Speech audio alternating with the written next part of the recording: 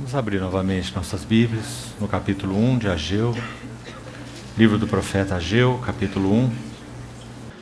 No segundo ano do rei Dario, no sexto mês, no primeiro dia do mês, veio a palavra do Senhor por intermédio do profeta Ageu a Zorobabel, filho de Sealtiel, governador de Judá, e a Josué, filho de Josadaque, o sumo sacerdote, dizendo: Assim fala o Senhor dos exércitos.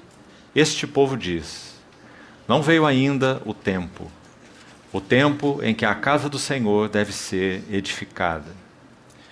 Veio, pois, a palavra do Senhor por intermédio do profeta Ageu, dizendo: Acaso é tempo de habitardes vós em casas apaineladas, enquanto esta casa permanece em ruínas? Ora, pois, assim diz o Senhor dos exércitos: Considerai o vosso passado. Tendes semeado muito e recolhido pouco. Comeis, mas não chega para fartar-vos. Bebeis, mas não dá para saciar-vos. Vestis-vos, mas ninguém se aquece. E o que recebe salário, recebe-o para pô-lo num saquetel furado. Assim diz o Senhor dos exércitos: Considerai o vosso passado. Subi ao monte, trazei madeira, e edificai a casa, dela me agradarei, e serei glorificado, diz o Senhor. Esperastes o muito, e eis que veio a ser pouco. E esse pouco, quando o trouxestes para casa, eu com um assopro o dissipei. Por quê? Diz o Senhor dos exércitos. Por causa da minha casa, que permanece em ruínas, ao passo que cada um de vós corre por sua própria casa. Por isso o céu sobre vós retém o seu orvalho e a terra os seus frutos. Fiz vir a seca sobre a terra e sobre os montes, sobre o cereal, sobre o vinho, sobre o azeite, e sobre o que a terra produz, como também sobre os homens, sobre os animais e sobre todo o trabalho das mãos. Então Zorobabel, filho de Sealtiel, e Josué, filho de Josadaque, sumo sacerdote, e todo o resto do povo, atenderam à voz do Senhor seu Deus, e às palavras do profeta Ageu, as quais o Senhor seu Deus o tinha mandado dizer. E o povo temeu diante do Senhor. Então Ageu, o enviado do Senhor, falou ao povo segundo a mensagem do Senhor, dizendo: Eu sou convosco, diz o Senhor. O Senhor despertou o espírito de Zorobabel, filho de Sealtiel, governador de Judá, e o espírito de Josué, filho de Josadaque, sumo sacerdote, e o espírito do resto de todo o povo. Eles vieram e se puseram ao trabalho na casa do Senhor dos exércitos, seu Deus, ao 24º dia do sexto mês. Vamos orar. Querido Pai Celestial, com reverência, temor, nos colocamos juntos, diante de Ti, expectantes de que o Senhor, por Tua graça, fale uma palavra a mais ao nosso coração, para que realmente não tenhamos uma noite ordinária ou comum, mas que o Senhor encontre lugar para passear, andar entre nós e falar a nós tanto pessoalmente quanto coletivamente. Pedimos ao Senhor que obtenha aquilo que o Senhor tanto deseja em teu coração ao nos reunir nessa noite. Que haja realmente livre curso para a tua presença e para a tua voz. Esperamos em Ti, Senhor, e nos confiamos às Tuas mãos. Em nome do Senhor Jesus oramos. Amém. Queridos irmãos, ontem então demos o primeiro passo no estudo desse livro, essas 4 sessões que teremos, e vimos que Ageu foi um dos profetas chamados pós-exílicos, juntamente com Zacarias e Malaquias. Eles profetizaram naquele período último, historicamente falando, até que viesse a revelação de Cristo no Novo Testamento, conforme o Evangelho de Mateus. Ageu, Zacarias e Malaquias, os últimos profetas antes do intervalo chamado intertestamentário, de mais ou menos 300 a 400 anos. O nome Ageu significa festivo. E o Senhor realmente o levantou para que algo daquilo que toca diretamente os encargos do Senhor fosse trazido para o coração de seu povo. Os encargos de Deus pela sua casa, queridos irmãos, são encargos concebidos no coração de Deus mesmo desde a eternidade. Se nós estudamos a Bíblia com cuidado, nós vemos que há como que duas linhas de ouro que percorrem toda a Bíblia e que tocam o assunto da edificação da casa de Deus. O aspecto da filiação e o aspecto do sacerdócio. Nosso Senhor Jesus é o Filho e nosso Senhor Jesus é o servo. Sempre o foi e será eternamente. Nosso chamado, quando Deus nos forjou com suas próprias mãos, é para que nós, como Ele, sejamos os muitos filhos, pois Ele é o Filho. E nós filhos no Filho. Mas também para que nós sejamos os sacerdotes na casa de Deus, porque Ele é o sacerdote da casa de Deus. Então o livro de Hebreus, aquele maravilhoso livro, diz no capítulo 5, versos 5 e 6, citando o Velho Testamento, duas palavras: Tu és meu filho, eu hoje te gerei. E tu és sacerdote para sempre, segundo a ordem de Melquisedeque. O filho apresentado no livro de Hebreus é o filho sacerdote. E o que o filho faz, particularmente retratado naquela epístola tão maravilhosa escrita aos Hebreus. Ele é o filho sacerdote que edifica a casa de Deus. O capítulo 8 diz que ele é ministro do santuário, ou da casa, e do verdadeiro tabernáculo que o Senhor erigiu e não o homem. Então colocamos isso, sem entrar em mais detalhes, para que estejamos claros que esse assunto da edificação da casa de Deus, ele é uma execução e uma resposta na terra daquilo que Deus, o Pai, concebeu no seu coração desde antes dos tempos eternos. Então nós não estamos aqui em um aspecto ligado à profecia de Ageu que toca alguma particularidade. Nós estamos, na verdade, vendo o Senhor usar mais um servo dentro daquilo que é o propósito eterno do seu coração. Que o filho sacerdote obtenha os filhos sacerdotes. E essa casa de Deus, que é edificada para seu serviço e para a sua glória. Então essas duas linhas de ouro, podemos assim dizer, realmente elas percorrem a Bíblia toda. E seria uma tarefa extraordinária nós observarmos essas linhas correndo de Gênesis a Apocalipse.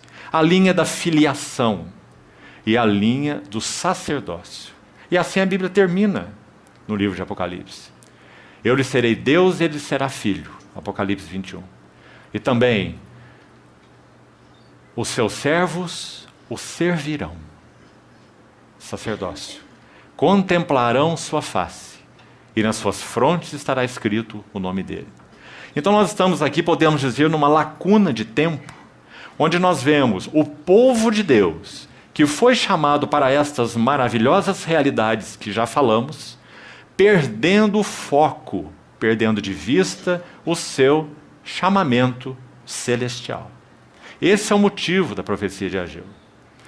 Então, dentro dos passos que já demos ontem pela noite, nós vimos que um dos problemas, ou obstáculos mesmo, sutis, que nós podemos enfrentar diante do Senhor, para que esse seu propósito eterno seja cumprido, é nos voltarmos de alguma maneira para a edificação de nossas próprias casas, como sendo este o propósito eterno de Deus. Ontem comentamos sobre isso, apenas vamos voltar a esse detalhe.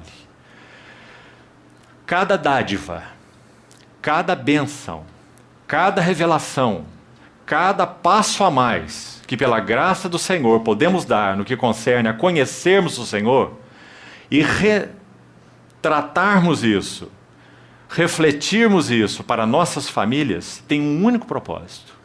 Deus está interessado em sua casa maior, sua família maior, sua noiva, sua igreja. O que Deus busca é uma casa na terra. E como já disse um estimado servo do Senhor, século passado, C.A. Coates, ele disse assim: se Deus tem uma casa aqui na terra, este deveria ser o centro de interesse de todo homem de fé. Porque Deus tem uma casa aqui na terra. Agora, irmãos, quando nós colocamos o assunto de nossas famílias, particularmente falando, o que Deus nos tem dado como famílias, que pertencem a Ele, dentro do escopo maior do desejo de Deus da sua família, e de edificar sua noiva, sua casa, seu corpo, as metáforas que Paulo usa em Efésios de uma maneira tão maravilhosa e intercambiável, cada um mostrando um dos aspectos dessa casa de Deus na terra. Então, quando nós comparamos o que Deus nos tem dado às nossas famílias com o propósito maior de Deus, sua casa na terra, nós chegamos a uma conclusão dupla. Eu acho que muito nos interessa pesarmos isso aos pés do Senhor. Primeiro, nossas famílias foram chamadas por Deus para serem famílias missionárias. Nós recebemos um chamamento missionário. Nós estamos na terra como famílias missionárias. Qual é a nossa missão? Nossa missão é que o caráter do Deus Santo seja conhecido na terra através de nossas vidas como famílias. E, consequentemente, nossas famílias são ministeriais. Por isso, como falamos ontem, se Deus nos tem dado graça e revelação para que possamos edificar uma casa para Ele em nossas famílias, iniciando por aí, isso ainda assim não cumpre o propósito maior de Deus. Porque o propósito maior de Deus é que nossas famílias, nutridas, abençoadas, portadoras de graça, de revelação da parte do Senhor, avançando nessa revelação dele, respondendo em obediência. Nada adianta conhecermos, nada adianta acharmos a palavra do Senhor maravilhosa, se realmente não gera em nossos corações respostas e posicionamentos. Essa é a segunda palavra de Ageu nesse livro. A primeira palavra de encorajamento. Depois dessa repreensão de 11 versículos, já vimos ontem, nós temos um encorajamento de 4 versículos, do 12 ao 15.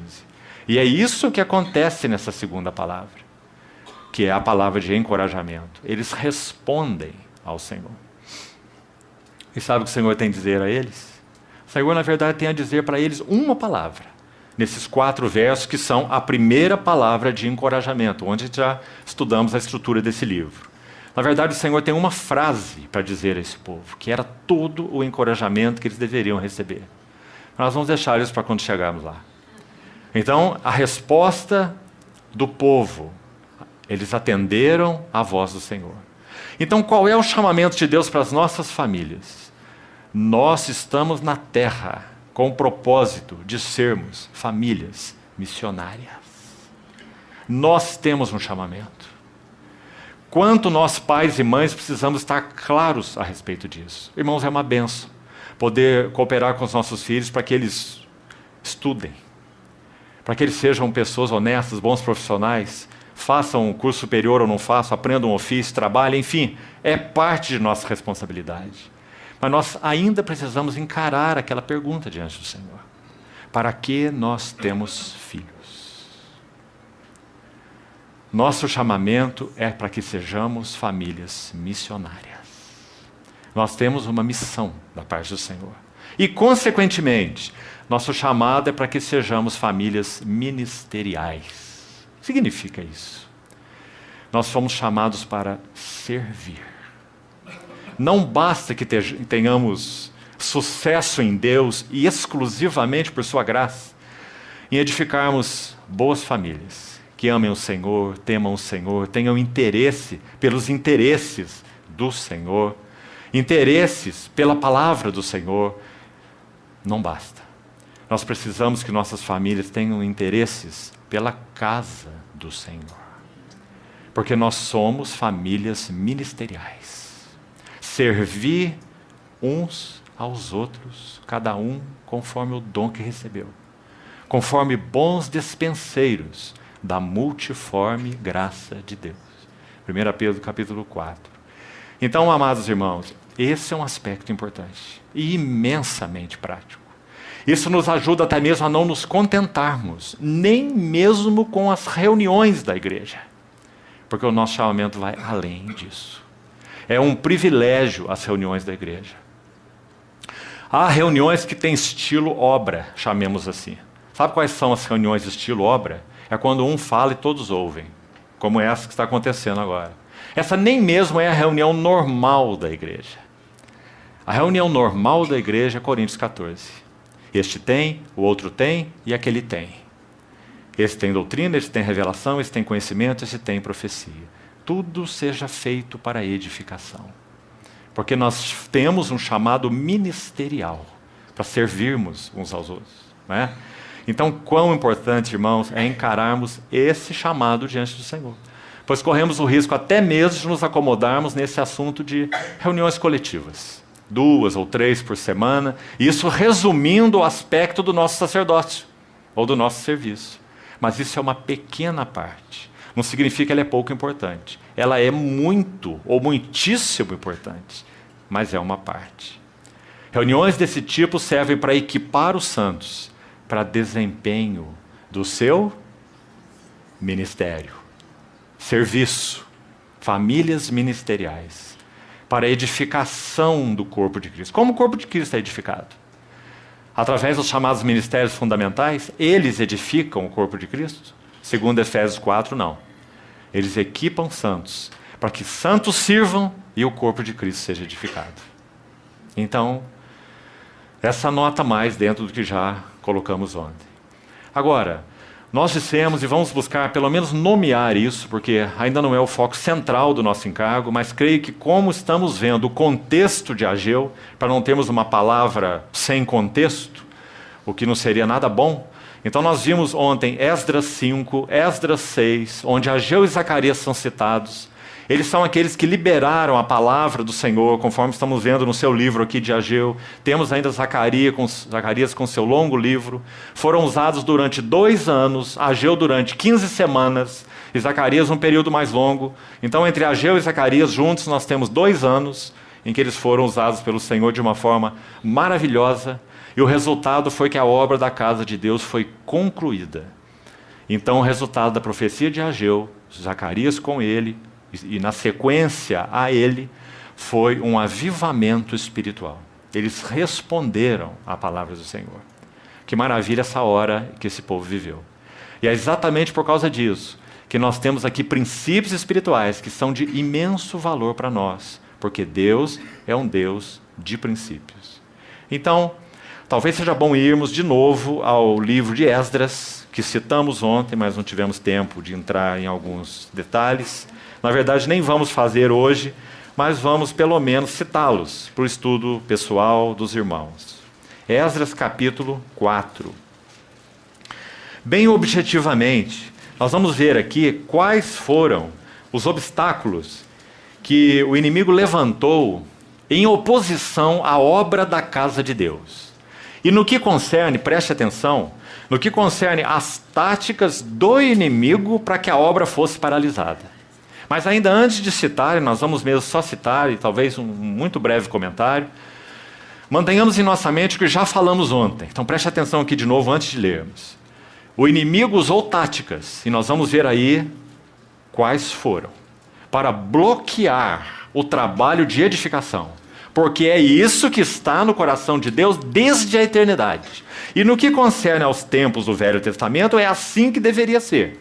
Uma casa literal, onde Deus manifestaria sua glória, uma linhagem santa, para que o Messias pudesse ser reconhecido. Então você vai ver Esdras exortando o povo a despedir as suas mulheres pagãs. Você vai ver Neemias fazendo a mesma coisa, se você já leu esses livros da restauração, Esdras e Neemias, porque a linhagem do Messias deveria ser reconhecida.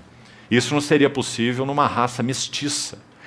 Tudo o que eles fizeram, Esdras, Neemias, Ageu, Zacarias, Malaquias, esses 5 servos do Senhor, teve na verdade um foco, e o foco era a vinda do Messias.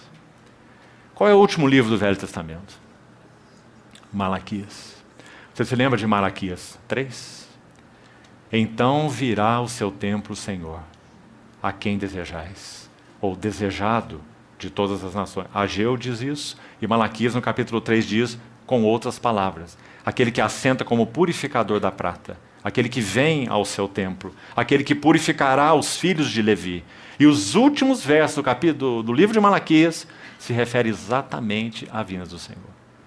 Aquele que precederia o Senhor, aquele que converteria o coração dos pais aos filhos e dos filhos aos pais, antes que venha o grande e terrível dia do Senhor.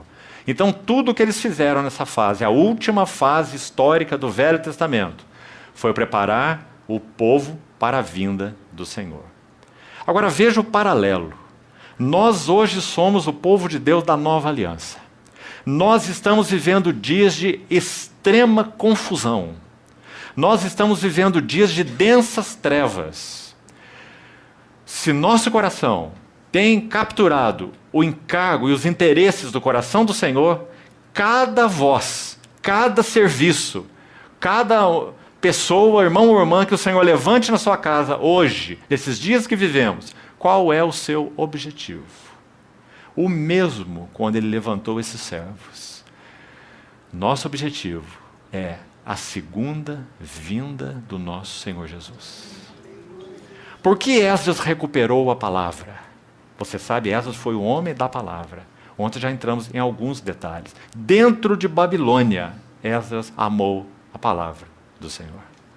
E ele, por isso, liderou o segundo grupo de cativos que retornou de Babilônia. O homem da palavra. O que mais ele fez? O homem que ornou, embelezou, Esdras 7:27, adornou a casa de Deus. Nesse versículo, eles adoram o Senhor por causa do rei Dario, que abriu os tesouros da sua casa para ornar a casa do Senhor. Está lá a palavra ornar. E essa é uma palavra-chave para o ministério de Esdras. Ele recupera a palavra de Deus, ele orna, embeleza, adorna a casa de Deus. E terceiro, ele purifica o povo para Deus. O que João tem a dizer sobre isso? A si mesmo se purifica todo o que nele tem esta esperança. Qual esperança? Haveremos de vê-lo como ele é. Então, queridos irmãos, esses 5 livros são extraordinários. Esdras, Neemias, Ageu, Zacarias, Malaquias. Os chamados livros da restauração. Porque tudo que foi feito ali, me permitam repetir, tem a ver com a vinda do Messias. Por isso esses livros são tão importantes, cheios de princípios. Para nós que agora estamos envolvidos, nessa hora final, com a segunda vinda do Messias, o nosso Senhor Jesus. Então, vamos citar os elementos em Esdras 4 rapidamente. Esdras capítulo 4. Ouvindo os adversários de Judá e Benjamim, que os que voltaram do cativeiro edificavam o templo do Senhor, chegaram a Zorobabel, os cabeças de família, e lhes disseram, primeira tática do inimigo, deixai-nos edificar convosco. Aí se você examinar com cuidado o versículo, como vós nós buscaremos a vosso Deus, como também já lhe sacrificamos desde os dias de Esar-Adom, aí você precisa de 2 Reis 17. Então, não é a nossa carga central para a noite, então fique só com as informações para o seu estudo. 2º livro dos Reis, capítulo 17. E lá você vai ver que o rei da Assíria levou Israel para a Assíria. Tirou-os de Samaria. E tomou assírios e os levou para Samaria. Fez um intercâmbio. Durante o reinado de um rei que não tem nada a ver com o profeta, chamado Oséias. Esse é o rei Oséias. Nos dias do rei Oséias, o rei da Assíria, depois de 9 anos desse rei Oséias, nos 3 últimos, Samaria ficou sitiada, porque uma conspiração contra o rei foi descoberta, desse rei Oséias. Então ele sitiou Samaria 3 anos e finalmente levou os habitantes para o cativeiro da Assíria, de onde nunca mais retornaram. E trouxe os assírios para morar em Samaria. O que aconteceu ali? Aqueles que vieram morar ali estavam sendo agredidos por feras. Então eles chegaram a uma conclusão. Nós estamos vivendo essa hora difícil aqui, porque nós não sabemos servir o Deus da terra. Então eles chegaram à conclusão. Vamos trazer um dos sacerdotes que foram tirados daqui e levados para a Síria, de volta para cá, para que ele nos ensine como servir o Deus da terra. E o capítulo de 2 Reis 17 é extremamente interessante, porque você vai ver o que acontece lá. Esse sacerdote veio da Assíria, voltou para Samaria, de onde ele saiu, e habitou em Betel, e ensinou o povo a servir o Deus da terra. Mas sabe o que aconteceu? Eles levantaram altares ao Senhor Deus, e levantaram altares naqueles altos aos deuses estranhos.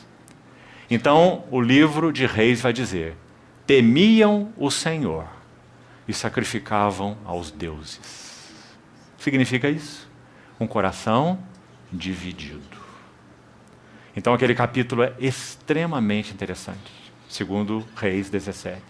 Então aqui estão eles, os samaritanos. E agora eles estão sendo usados pelo inimigo para introduzir, em uma palavra, mistura no serviço a Deus.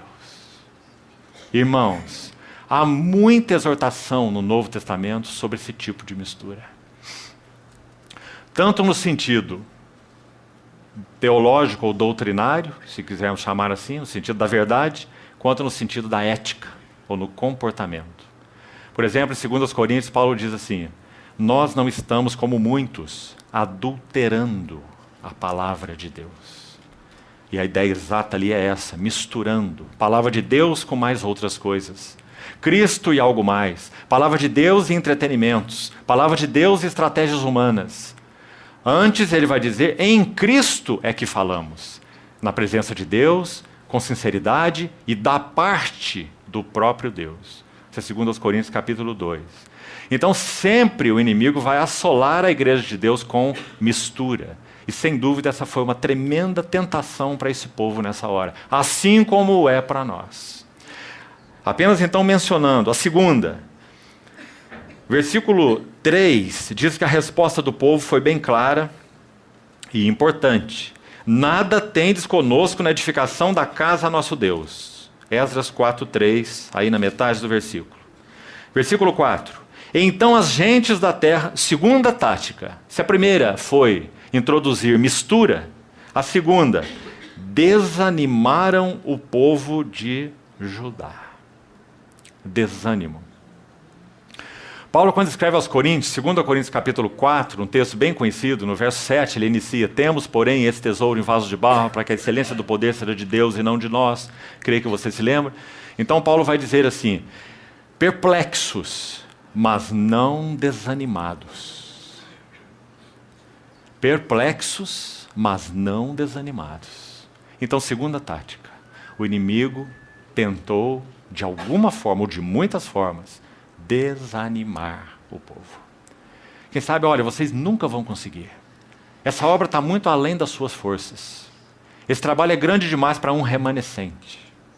Essa continua sendo uma tática do inimigo nos nossos dias. Como nós somos, irmãos, tendentes ao desencorajamento. E como esse desencorajamento nos faz introverter. Nós começamos a olhar nossas coisas, nossas necessidades, nossos fracassos, nossas vulnerabilidades, o que nós não somos, e a lista é longa. Então, essa foi a segunda tática do inimigo. Veja ainda na sequência, verso 4. Inquietando, essa palavra que também é importante. Inquietando no edificar, porque a ideia específica é de perturbar e de intimidar. Inquietando o povo no edificar. Então havia uma intenção clara no inimigo de intimidar e também de perturbar. Há muito ensino no Novo Testamento sobre esses elementos todos que estamos citando. Versículo 5, mais uma tática. Alugaram contra eles conselheiros para frustrarem o seu plano, mas não apenas isso. Observe aí. Todos os dias de Ciro, Ciro foi que liberou o decreto real. No tempo aqui onde nós estamos, em Esdras 4, tem pouco mais de um ano em que esse decreto foi liberado. Então, desde os dias de Ciro, rei da Pérsia, até o reinado de Dario, rei da Pérsia, algo em torno de 14 anos, como nós citamos ontem. Mas agora diz que esse plano para frustrar o seu propósito durou desde os dias de Ciro até o reinado de Dario, que foi quando o Senhor levantou Ageu e Zacarias. Então, irmãos, são 14 anos de oposição crônica. Porque algo que conta para Deus estava acontecendo. Altar já estava lá e fundamentos já estavam lá. E isso conta muito aos olhos do Senhor. Então o inimigo pelejou com eles 14 anos, para que eles não pusessem de novo mãos à obra sobre os alicerces para edificarem uma bela casa para Deus, que foi o que aconteceu finalmente até os dias de Neemias, como nós sabemos. Então esse aspecto da cronicidade, a cronicidade de oposição, a cronicidade da peleja do inimigo contra o povo de Deus. Sabe, irmãos, há pouco tempo estudamos o livro de Jó com um grupo de irmãos, mas cuidadosamente. Quando Jó foi afligido pelo Senhor nos primeiros capítulos, ele adorou o Senhor. Tanto na primeira fase quanto na segunda fase, nos 2 primeiros capítulos. Mas sabe quando ele falha? Quando o processo do trabalhar de Deus se instala na vida de Jó. Na crise, Jó adorou e o inimigo foi silenciado. Você não vê mais o nome de Satanás naquele livro, a partir do capítulo 2. Porque agora é uma história entre Deus e Jó. E é aí onde ele falha. Então, todas as questões crônicas, não resolvidas, não tratadas em nossas vidas, sem dúvida alguma, são usadas pelo inimigo de Deus para frustrarem o propósito de Deus em nossas vidas. E precisamos considerar esse assunto diante do Senhor. Crises conjugais que não têm fim.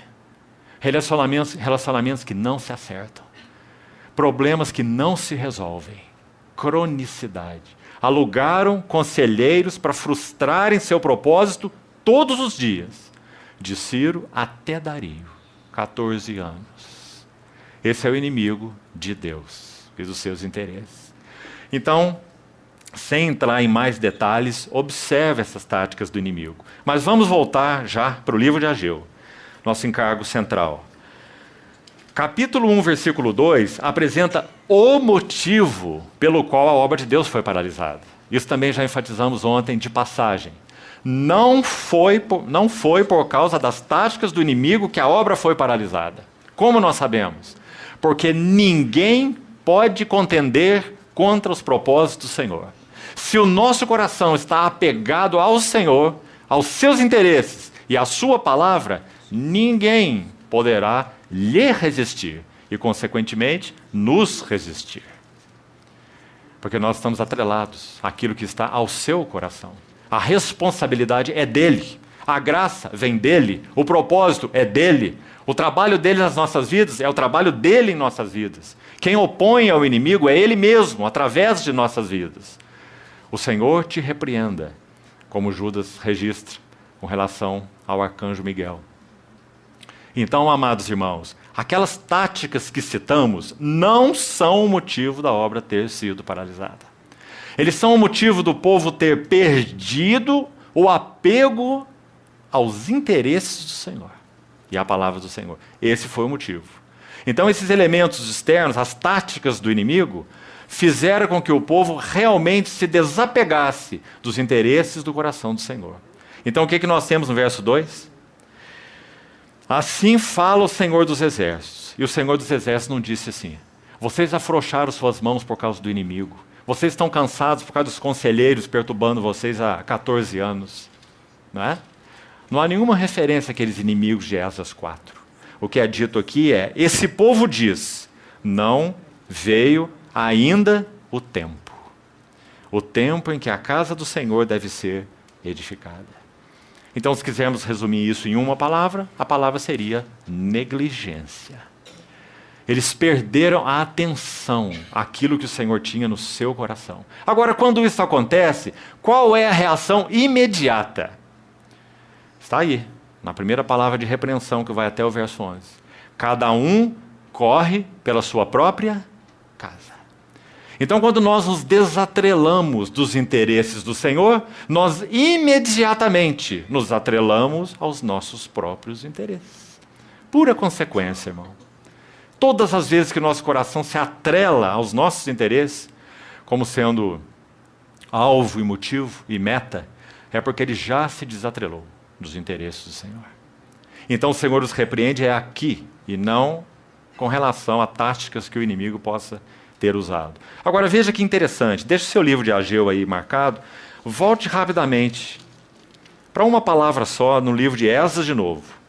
Esdras 5. Nós já lemos os versos 1 e 2, que mencionam Ageu e Zacarias. Esdras 5, versículo 1.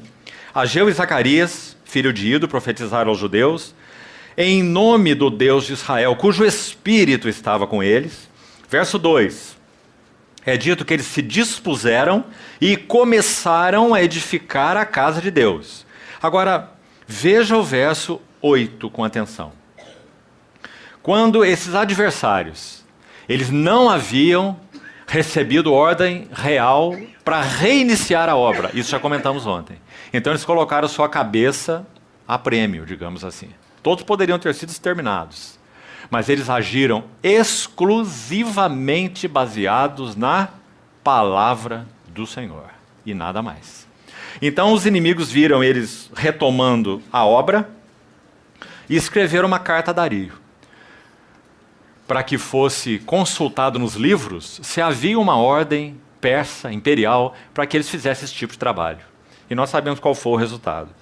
No capítulo 6 nós temos essa consulta e Dario dizendo que eles devem continuar a obra e até abrindo os tesouros reais para que eles sigam. Intervenção de Deus. Mas o que nos interessa aqui é o verso 8. Seja notório ao rei que nós fomos à província de Judá, à casa do grande Deus, a qual se edifica com grandes pedras, a madeira se está pondo nas paredes. É interessante. Nós vimos a repreensão de Ageu ontem, dizendo, vós habitais em casas apaineladas, casas forradas de madeira, ocupados com a sua casa. Mas depois que a palavra de Ageu, do Senhor, através de Ageu, foi recebida, e eles atenderam a voz do Senhor, aí está o que eles estão fazendo, agora na casa do Senhor. Então, a madeira se está pondo nas paredes, a obra se vai fazendo com diligência. Depois de 14 anos de negligência. Então, interessante esse versículo. A palavra do Senhor, através de Ageu, os chamou de novo à diligência. Sabe o que significa essa palavra? Um cuidado atencioso. Realmente, pela ação maravilhosa do Espírito do Senhor, através desse vaso, Ageu e também Zacarias, o Senhor pôde atingir o coração deles para aquilo que estava no coração do Senhor. Então a negligência foi substituída pela diligência. E, termina o versículo, fazendo com diligência a obra e se adianta nas suas mãos. Então, queridos irmãos, esse foi o motivo da paralisação da obra. Ocuparam-se com seus próprios interesses. Isso já vimos ontem. Agora vamos seguir. Verso 5, Ageu capítulo 1, verso 5. Ora, pois, assim diz o Senhor, considerai o vosso passado. Essa palavra considerai, localize aí por favor no livro, Ageu 1:5. Ela aparece no livro de Ageu 5 vezes. É um livro tão pequeno, 2 capítulos, e essa palavra é a palavra-chave. Considerai no versículo 5, considerai no versículo 7, localize aí. Assim diz o Senhor dos Exércitos, considerai o vosso passado. Agora veja no capítulo 2, verso 15. Ageu 2:15. Agora, pois, considerai tudo o que está acontecendo desde aquele dia. Verso 15. E 2 vezes no verso 18. Considerai, eu vos rogo, desde este dia em diante. E frase final desse mesmo verso 18, de Ageu 2. Desde o dia em que se fundou o templo do Senhor, considerai nessas coisas. Essa palavra, irmão, tem o sentido de aplicar o coração.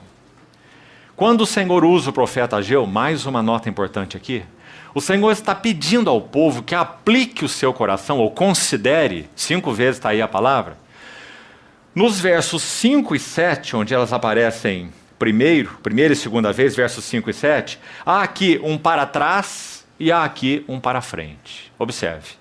Quando é dito primeiro, considerai o vosso passado, em que sentido? Está aí logo em seguida o verso 6. Tendes semeado muito, recolhido pouco, o que comeis não chega para fartar-vos, bebeis, mas ninguém se sacia, vestis-vos, mas ninguém se aquece, o que recebe salário recebe para pô-lo no saquetel furado. Considerar aqui com relação ao passado, para trás. A mesma ideia, observe, é repetida no verso 9. Esperastes o muito e eis que veio-se pouco. E esse pouco, quando trouxeste para casa, eu com o sopro o dissipei. O que o Senhor quer que esse povo faça? Quer que eles entendam, na verdade, duas coisas. Uma, que eles não estavam prosperando, porque eles não tinham o seu coração no lugar correto, adequado. Qual prosperidade que temos buscado nos nossos corações? Onde está o nosso coração? Mas agora não só isso. Quando o Senhor explica o motivo de considerar esse passado, no verso 9, ele diz, eu com assopro dissipei. Então o que mais que ele quer? Ele quer que eles considerem com relação ao passado. Que isto foi assim por causa da mão disciplinar de Deus, como nós falamos ontem.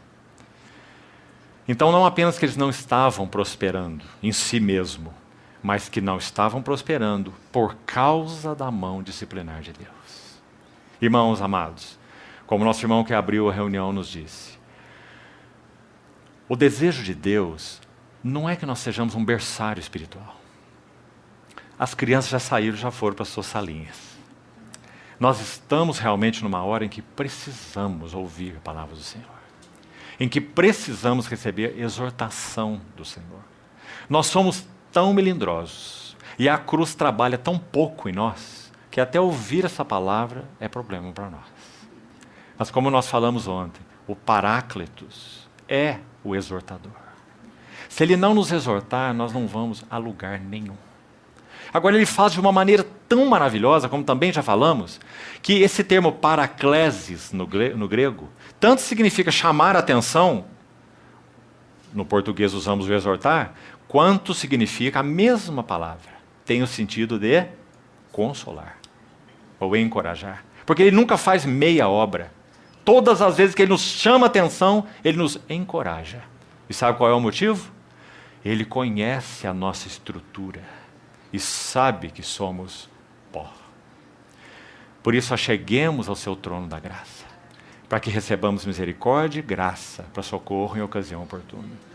Mas, irmãos, que nossos milindres não impeçam que o Senhor realmente exorte-nos e chame-nos a atenção, porque estamos vivendo dias de profunda necessidade. Então, considerai com relação ao passado. As bênçãos eram bênçãos pela metade e o motivo era a mão disciplinar de Deus. Agora vamos pensar rapidamente sobre essa mão disciplinar de Deus. Por que Deus com o assopro dissipa aquilo que era tão difícil para eles plantar e colher num árduo trabalho? Não parece um gracejo, uma zombaria da parte de Deus para eles? Mas sabe, irmãos, o que isso significa? Deus sabe que nós nunca poderemos nos contentar somente com as suas bênçãos. Então o que ele faz? Ele toca nas bênçãos, porque ele tem maneiras de chamar a atenção do nosso coração. Irmãos, bênçãos de Deus partem do coração galardoador de Deus. Vós sois maus e sabeis dar boas dádivas para os vossos filhos, muito mais vosso Pai Celestial. Isso é o que ele é, assim ele é. Mas ele conhece a perversidade do nosso coração, que se agarra e se apega tanto às bênçãos a ponto de perder a conexão adequada com ele mesmo. A vida de altar. Então o que ele pode fazer conosco, se não tocar nas nossas bênçãos? Então aqui Ageu usa uma figura muito maravilhosa, porque ele diz que isso parte do próprio Deus. Ele está dizendo, não é vocês que estão plantando errado, plantando fora de hora, não. Eu, com um assopro, o dissipei do Senhor. E ele pergunta, verso 9, por quê? Versículo 9. E qual a resposta? Do Senhor mesmo. É por causa da minha casa. Não é maravilhoso, irmãos? Onde o Senhor quer que os nossos corações estejam aplicados? Nas suas dádivas? Nas suas bênçãos? No fato que Ele tem sido um Deus tão generoso conosco, e como tem? Cada um de nós tem muito mais camisa e calça do que precisa. Né? Ele é infinitamente generoso, e muito mais comida do que precisa. Aliás, temos que diminuir um pouco a nossa comida, né? A maioria está obesa, não é verdade? Então, nosso Senhor, na sua graça, nos tem sustentado abundantemente. Quando Ele toca nas bênçãos, qual é seu propósito? Não perca esse versículo 9 de vista. É por causa da minha casa, diz o Senhor. Que expressão maravilhosa, queridos irmãos. Por que eu dissipei? Por causa da minha casa, que permanece em ruínas. Ao passo que cada um de vós corre por causa da sua própria casa. Então, digamos, esse é o considerai para trás. Agora vamos ver o considerai para frente. Onde ele está? Ele está no verso 8. Então, no verso 7, nós temos a segunda palavra considerai. Considerai o vosso passado. É a mesma do verso 5, como vimos. Mas, na verdade, esse considerar o passado não é para ter em vista e tomar em conta o passado no sentido que nós já compartilhamos. Isso é o considerar o passado para trás. Agora, aqui é o considerar o passado, mas com vistas à frente. Então, diz o verso 8, muito claro. Subi ao monte, trazei madeira, edificai a casa, dela me agradarei e serei glorificado. Que interessante. Então, considerai o passado, que tem a ver com o que o Senhor tinha feito. Vocês plantaram muito, colheram pouco, eu dissipei com um assopro. E considerai de novo o vosso passado e subi ao monte. Trazei madeira, edificai a casa, dela me agradarei e serei glorificado. Cada frase desse versículo é maravilhosa. Vamos passar um pouco por essas frases aí. Primeiro, subir ao monte. Rapidamente, preste atenção. Mateus 16 é um capítulo maravilhoso. Ali há 4 grandes revelações. Cristo, a igreja, a cruz e o reino. São as 4 maiores revelações do Novo Testamento. Tão importante é Mateus 16 que as 4 estão naquele capítulo. Tu és o Cristo, o Filho do Deus vivo. Sobre essa rocha edificarei a minha igreja. Dar-te-ei as chaves do reino dos céus. E se alguém quer vir após mim, negue-se a si mesmo e tome a sua cruz e siga-me. Cristo, a igreja, o reino e a cruz. Num único capítulo. Mas, irmão, sabe qual é a história daquele capítulo? O Senhor tinha multiplicado os pães e propôs aos seus discípulos atravessar o mar da Galileia. E faz uma advertência a eles. Acautelai-vos com o fermento dos fariseus e dos saduceus. E aqueles discípulos são tão obtusos, não são? Assim como nós. Então eles como que olham um para o outro e dizem assim, o que o nosso mestre quer dizer é que nós esquecemos de trazer pão. Acautelai-vos do fermento dos fariseus e dos saduceus. Aí o Senhor falou, não, eu não falo sobre pão. Quando aqueles 5.000 estavam lá e o pão foi multiplicado, quantos você escolhestes? Né? Ele está dizendo, não falo desse pão. O que eu quero dizer é, acautelai-vos da doutrina dos fariseus e dos saduceus.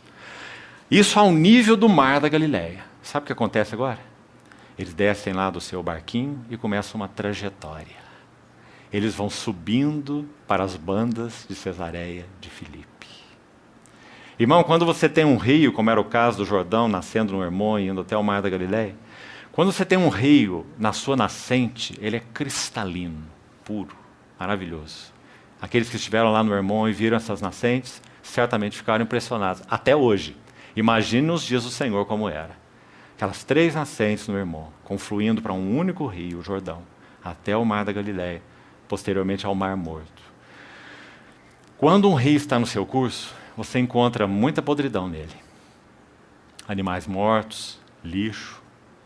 Ali estavam os discípulos do Senhor no nível da doutrina de fariseus e saduceus.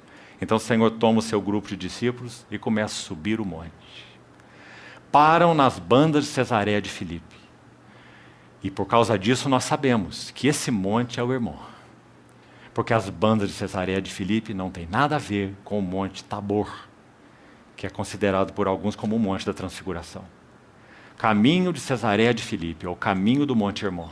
Então o Senhor para naquele lugar, onde ele diz, quem diz os homens que eu sou? Irmãos, essa é a pergunta mais importante do universo. Quem dizem os homens que eu sou? E depois, quem dizeis vós que eu sou?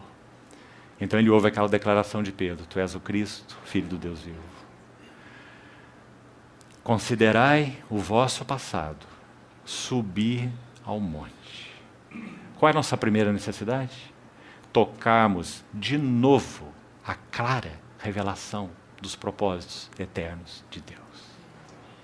Quais são os seus propósitos eternos? Que nós vejamos a glória de Cristo. Foi isso que foi visto no Monte Hermon. Que nós vejamos o significado da igreja.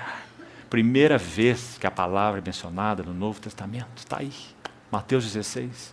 Eu edificarei a minha igreja. Subi ao monte.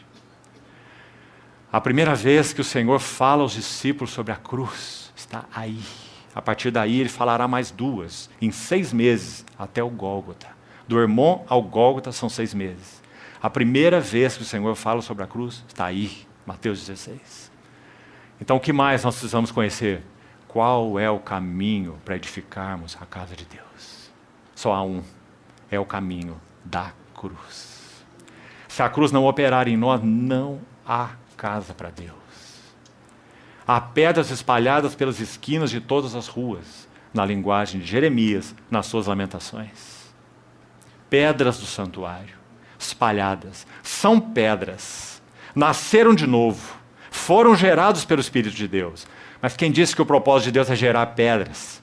Quem disse que o propósito de Deus é gerar filhos no sentido de regeneração? Não é, definitivamente. O propósito de Deus ao gerar pedras é que elas sejam colocadas juntas e edificadas para que Deus tenha uma casa. Esse é o seu propósito. Então, Cristo, igreja, cruz e reino, as 4 revelações. Subir ao monte. Amados irmãos, estamos vivendo um tempo em que temos que confrontar essa imensa necessidade. Quanto de Cristo e algo mais é anunciado por aí. E mesmo quando nós conhecemos nosso próprio coração, quanta facilidade nós temos de perdermos o foco na pessoa de Cristo. Quanta debilidade na nossa compreensão da igreja. A igreja não é um clube de bons amigos. A igreja não é lugar para termos simpatias ou antipatias. E essas coisas campeiam entre nós, amados irmãos. Isso é vergonhoso para o testemunho do Senhor. A igreja não é lugar de antipatias e simpatias. Nós servimos uns aos outros em amor. Para isso fomos chamados. Então, subir ao monte. E nisso é que o capítulo 16 de Mateus vai nos ajudar tanto. Subir ao monte e considere o caminho da edificação da igreja. Cruz. Quando o Senhor falou sobre cruz, seu mais chegado discípulo não pôde suportar. Tem compaixão de ti, isso nunca te acontecerá. Mateus 16. Então é como se o Senhor dissesse: Simão, não apenas acontecerá comigo, mas acontecerá com todos aqueles que querem seguir-me. Eles terão que tomar a sua cruz, negar a si mesmo, se quiserem ser meus discípulos. Subi ao monte, trazei madeira, edificai a casa. Essa também não é uma linda frase? Já falamos que isso é o que está no coração de Deus o Pai desde a eternidade. Edificai a casa. Paulo nos coloca junto com ele, podemos assim dizer, em um privilégio tão grande, quando ele escreve em 1 Coríntios 3, de Deus, nós somos cooperadores. Lavoura de Deus, edifício de Deus, sois vós. Que privilégio nosso, irmão. Cada um de nós é uma pedra e um cooperador ao mesmo tempo. Porque Deus edifica a sua casa com pedras vivas. Cada um de nós é pedra e cada um de nós é cooperador na edificação dessa casa. Então, edificai a casa. Mais uma frase no verso 8. Dela eu me agradarei. Irmãos amados, Agradar a Deus é o motivo, podemos assim dizer, ou motivação da vida cristã. Esses judeus ouviriam pouco tempo depois, nos dias de Neemias, lá no capítulo 8, quando Esdras toma a lei e lê diante do povo, e mais uma vez aquele momento tremendo de avivamento espiritual. Neemias 8, quando Esdras toma a lei. Eles ouviriam do Senhor assim: não pranteeis, não choreis, porque a alegria do Senhor é a vossa força. Ou seja, quando o Senhor se agrada, se Ele estiver agradado de nós, nas vidas pessoais, na nossa vida coletiva, nos nossos relacionamentos, no nosso serviço, se Deus estiver agradado, nós estamos conectados à divina fonte de poder, para que nós possamos cooperar com Deus, com aquilo que Ele quer fazer conosco. Mas se Deus não está sendo satisfeito, esqueçamos o assunto da edificação. Então edificai a casa e dela eu me agradarei, diz o Senhor. E esse agrado do Senhor, a alegria do Senhor, é a nossa força. Livro de Hebreus, mais uma vez citando esse livro tão precioso, podemos dizer que há uma motivação subjacente ao livro de Hebreus. Sabe qual é? Agradar a Deus. De fato, sem fé é impossível agradar a Deus. Enoque, antes de ser arrebatado, obteve testemunho de ter agradado a Deus. Hebreus 12, 28. Recebendo nós um reino inabalável, retenhamos a graça, pela qual sirvamos a Deus de modo agradável, ou de modo a agradá-lo, é a ideia. Não negligencieis a prática do bem e a mútua hospitalidade, porque com tais sacrifícios, Deus se agrada. Capítulo 13 de Hebreus. Viu, irmão? A motivação subjacente ao livro de Hebreus é viver para agradar a Deus. Então a nossa pergunta não é eu posso, eu devo, é lícito, não é lícito? Nossa pergunta é: Senhor, teu coração tem prazer? Que as palavras dos meus lábios e o meditar do meu coração sejam agradáveis na tua presença, Senhor, rocha minha e redentor meu. Agrada-te do Senhor e Ele satisfará os desejos do teu coração. Não é barganha. É porque quando nós agradamos o coração do Senhor, nossos desejos são desejos de agradá-lo, ligados aos seus interesses. Então sim, Ele satisfará os desejos do nosso coração, porque serão iguais aos desejos do coração dEle. Subi ao monte, trazei madeira, edificai a casa, dela eu me agradarei. Irmãos, não há fonte de sustento, satisfação e gozo maior do que Deus agradado. Deus satisfeito. Aliás, amados irmãos, uma palavra que sempre me perturbou na Bíblia, no bom sentido, sabe qual é? Continua perturbando. É glória. Glória. Sabe por quê? Se você estudar esse termo com muito cuidado, não for simplista, você vai chegar a uma conclusão. Glória não tem definição. Glória é Deus. Onde Deus está, glória está. Quando Deus fala, se revela e manifesta, isso se chama glória. Compreende? Por isso que é dito em Hebreus 1 que o Filho é o resplendor da glória. E Tiago, no capítulo 2, o meio-irmão do Senhor, vai dizer que o Senhor Jesus Cristo é a glória. Assim Tiago se refere a Ele. Que maravilha. Então, amados irmãos, como nós poderíamos definir glória? Realmente é indefinível. Mas algumas coisas podem nos ajudar, estudando essa palavra. Deixe-me colocar uma. Em dois aspectos. Glória é Deus, e Deus é glória, porque Deus é autossatisfeito. Ele se agrada de si mesmo. O Pai tem todo o agrado no seu Filho. Ele não precisa de mais nada. E nem de mais ninguém. Todo o seu agrado está no seu Filho. Este é o meu Filho amado, no qual tenho todo o meu prazer. Então Deus tem glória porque Deus é um ser autocontente, autossatisfeito. Mas há um aspecto mais. Todas as vezes que Deus for agradado nos seus vasos, seja esse vaso individual, ou seja esse vaso corporativo, se Deus for agradado, esse vaso terá glória. Porque Deus está sendo agradado. Todas as vezes que Deus é satisfeito, ali há glória. O que é uma vida gloriosa? Uma vida que satisfaz o coração do Senhor. O que é um serviço glorioso? É um serviço que satisfaz o coração do Senhor. Onde Deus é agradado, há glória.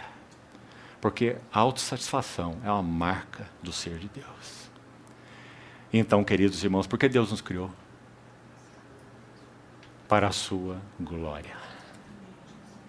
Para alcançar, 2 Tessalonicenses 2, Ele nos chamou pela palavra do Evangelho para alcançarmos a glória do nosso Senhor Jesus Cristo. 2 Pedro capítulo 1, Ele nos chamou para o seu reino e glória. Hebreus capítulo 2, verso 10, Ele está conduzindo muitos filhos à glória. Bendito seja o Senhor.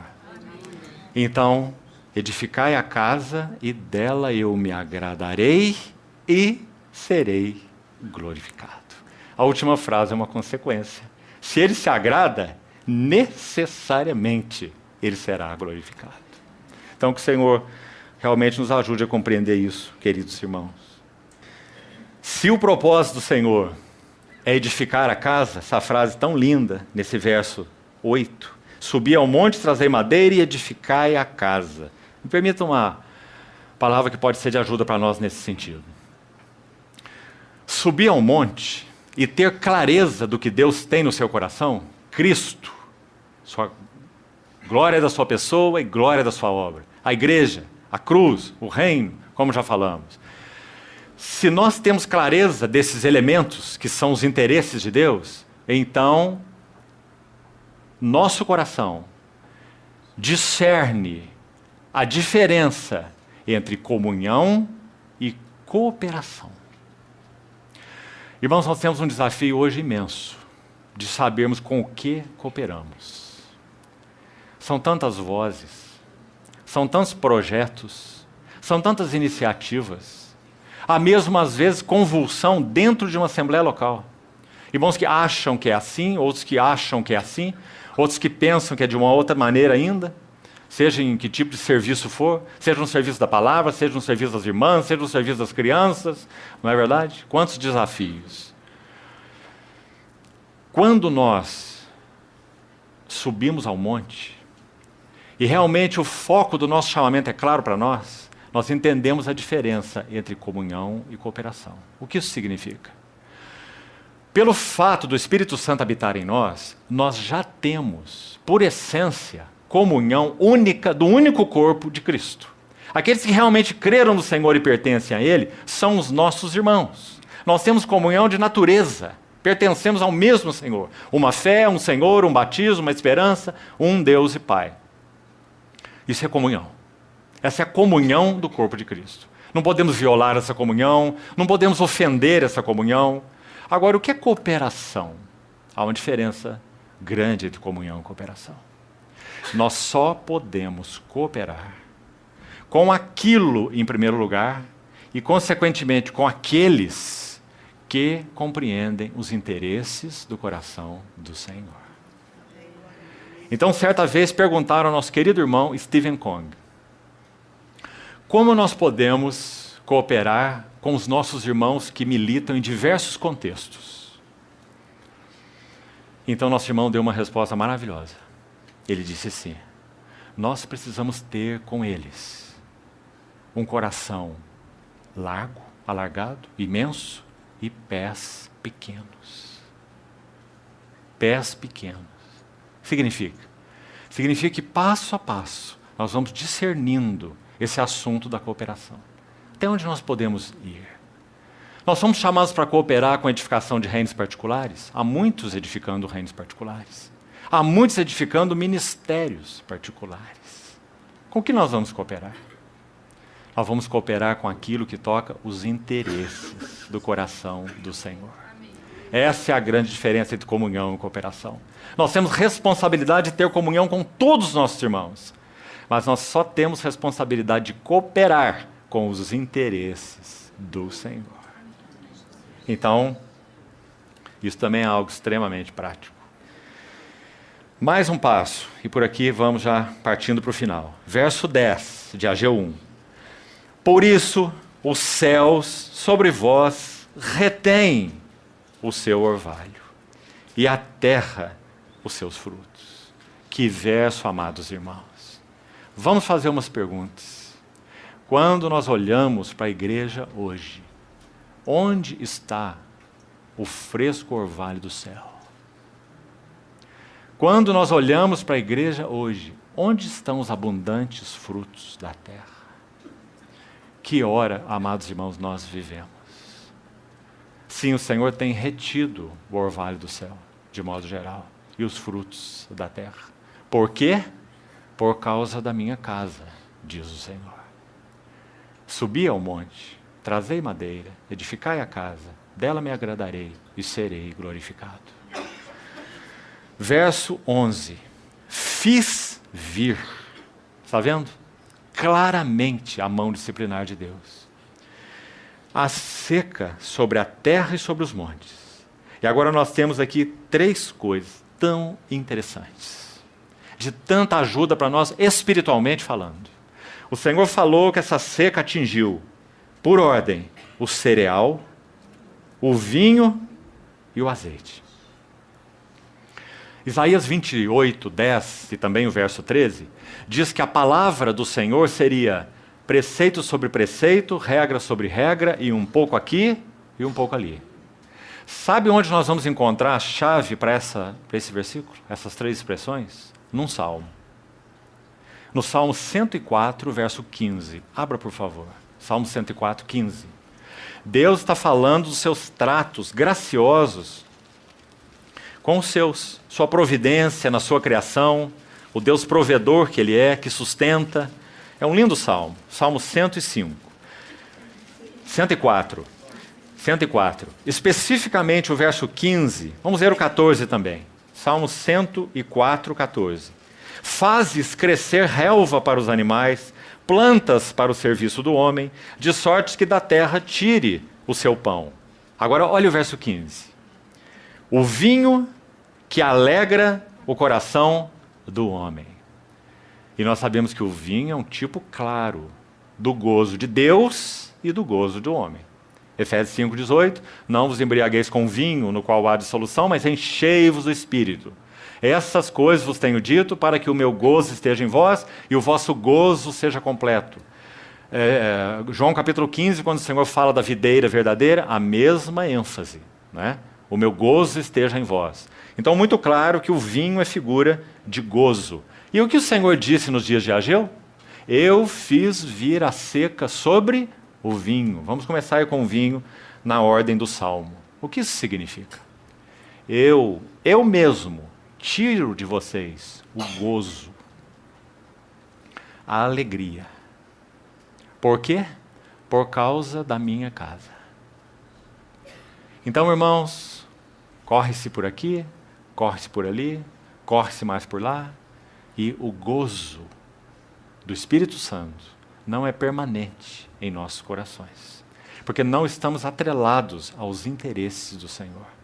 Então o Senhor misericordiosamente toca sobre o vinho, para que a sequidão nos chame de volta.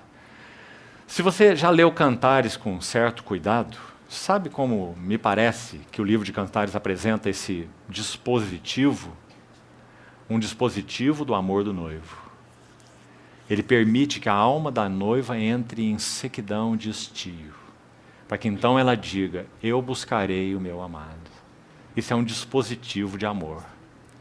Então, quando o Senhor faz vir a seca sobre o vinho, toca no gozo, na alegria, Ele tem um motivo só, é que o seu povo corra em direção a Ele mesmo. Então, eu fiz vir a seca sobre vós. Vinho, gozo, alegria do Espírito. Azeite é o segundo elemento mencionado no Salmo, também por Ageu. Lá está o último elemento que Ageu menciona, em Ageu 1:11. O que esse azeite significa? O azeite que lhe dá brilho ao rosto. Essa é uma linguagem poética, linda, sobre testemunho. O azeite que lhe dá brilho ao rosto. Isso fala do testemunho do Espírito. Nós só temos testemunho por causa da presença, liderança, habitação do Espírito Santo em nós. Então, quando nossos interesses não estão atrelados aos interesses do Senhor, há falência no testemunho. E exatamente por isso Ageu foi levantado. Porque o testemunho do Senhor estava em falência. Então, o azeite que lhe dá brilho ao rosto. E veja o último elemento do Salmo que Ageu cita em primeiro lugar. O cereal, ou aqui, o pão. O pão que lhe sustém as forças. Então, esse cereal, muito claro, fala de vigor espiritual. Então, aí está o Senhor tocando em três coisas. Na linguagem espiritual, é claro. A linguagem de Ageu era literal. O Senhor está tocando no cereal. Eles não tinham mais vigor espiritual. Tanto que a obra estava paralisada há 14 anos. O Senhor está tocando no vinho. Não tinham mais gozo e alegria do Senhor. Como falamos, mais tarde eles iriam ouvir: o gozo do Senhor é vossa força. Aqui mesmo no final do livro de Ageu, nós vamos ver que eles foram recuperados ao gozo do Senhor. Porque eles responderam à palavra do Senhor. Então o Senhor tocou no vigor, o Senhor tocou no gozo e o Senhor tocou no aspecto do testemunho. Nenhum dos três eles tinham. Porque não estavam com seu coração atrelado aos interesses do Senhor. Agora, por último, para concluirmos, os versos 12 a 15, amanhã teremos que voltar neles, mas vamos concluir também com eles hoje. Depois, verso 12, entramos na palavra agora de encorajamento, depois de 11 versículos de repreensão.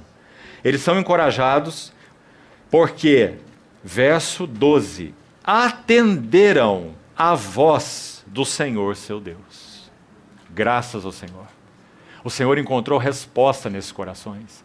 Irmãos, isso não é maravilhoso? 14 anos de negligência. Quão bondoso é o nosso Senhor. Quão misericordioso é o nosso Senhor. E não fechar as portas dos céus para nós.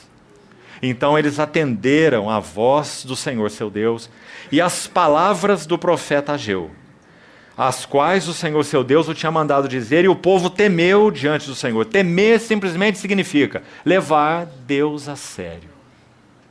Temeram o Senhor seu Deus. Olha o verso 13. Então Ageu, gostaria que os irmãos também notassem algo aqui. Ageu, o enviado, é a palavra para mensageiro. Ageu, o mensageiro do Senhor, falou ao povo segundo a mensagem do Senhor. Aqui também, é claro, há uma linda lição. Deus não busca porta-vozes. Deus deseja que a sua mensagem, aquilo que é a carga no seu coração, que causa a ele aflições, clamores, a ânsia do coração de Deus. Tiago 4 e 5. Ou supondes que em vão afirma a Escritura, é com ciúmes que por vós anseia, anela o Espírito que ele fez habitar em vós. Essa é a carga do coração de Deus. Então, quando ele comunica essa carga a um homem, o que acontece? A mensagem de Deus no mensageiro de Deus. Graças ao Senhor. O Senhor não busca porta-vozes. Como alguém já disse, seria tão simples para Deus. Quando criou todas as coisas, nuvem, sol, lua, estrela, ele criar também um enorme megafone. Você já pensou assim? Um megafone mundial, universal. E aí sabe o que ele fazia? Gravava o evangelho. E aí 24 horas por dia o megafone está falando lá do céu. Arrependei-vos e crede no evangelho. E anunciando quem é o Senhor Jesus. Não é? Põe o livro de Mateus para tocar o dia inteiro. Não é? Por que o Senhor não fez assim? O seu propósito é a sua mensagem, ou o seu evangelho, encarnado na vida dos mensageiros. Como já dizia o Otmani, o princípio da obra de Deus é: o verbo se faz carne e habita entre nós. Que maravilhosa lição nós temos aí. Ageu não é um tagarela, Ageu não é nem um porta-voz, Ageu é o mensageiro, que anuncia a mensagem, porque a mensagem e o mensageiro se tornaram uma coisa só, na pessoa de Ageu. Irmãos, isso não é um privilégio nosso. Irmão e irmã, o que você quer para a sua vida? Você não deseja que a mensagem se encarne em sua vida? Para que você seja um mensageiro, usando palavras, se necessário, como já disse alguém, mensagem e o mensageiro, ou a visão e o vaso, tornando-se uma só coisa. Que privilégio nós temos. Então, concluindo, falávamos que íamos deixar para o final, né? Qual foi a resposta, ou qual foi a palavra de encorajamento? Essa aqui do verso 12 a 15 é a segunda palavra de Ageu e é a primeira palavra de encorajamento. Então, para resumir em uma frase, qual seria a frase? Está aí no verso 13. Olhe para ela, a frase final. Eu sou convosco, diz o Senhor. É maravilhoso? Em Êxodo 33, naquela ocasião crucial, em Êxodo 32, nós temos um bezerro de ouro, uma hora horrível do povo de Deus, levantando ídolos. Esses são os teus deuses que te tiraram do Egito. E então, no capítulo 33, nós temos Moisés diante do Senhor, aquele tão amado servo. E ele vai dizer assim: se tua presença não for conosco, não nos faça subir desse lugar. Não é? Então aqui está o Senhor respondendo ao seu povo. Eles atenderam a voz do Senhor. Então o Senhor tem uma palavra para dizer: eu sou convosco. Que maravilha, irmão. A presença do Senhor é a garantia de que sua casa será edificada. Bendito seja o Senhor. Eu edificarei a minha igreja. Mas qual é a nossa responsabilidade? Atender à voz do Senhor. Quem tem ouvidos, ouça o que o Espírito diz às igrejas. Hoje, se ouvirdes a sua voz, não endureçais os vossos corações. Então, verso 14, vamos concluir. O Senhor desperta o espírito de Zorobabel, desperta o espírito de Josué. Veja, espírito de Zorobabel, espírito de Josué e espírito do resto de todo o povo. Eles vieram e se puseram ao trabalho na casa do Senhor dos Exércitos. Sabe, irmãos, o Espírito Santo não precisava dizer, é o 24º dia do 6º mês. Não precisava. Mas é tão notável que ele registra o dia. Foi o dia em que o coração desse povo foi atingido. E cada dia em que os interesses do Senhor são renovados com vida, realidade e verdade nos nossos corações, são dias notáveis aos olhos do Senhor e registrados pelo Espírito Santo. Então que o Senhor conceda isso a nós, queridos irmãos. Amanhã retornamos aqui mesmo para termos ainda outras considerações nessa passagem. Vamos orar.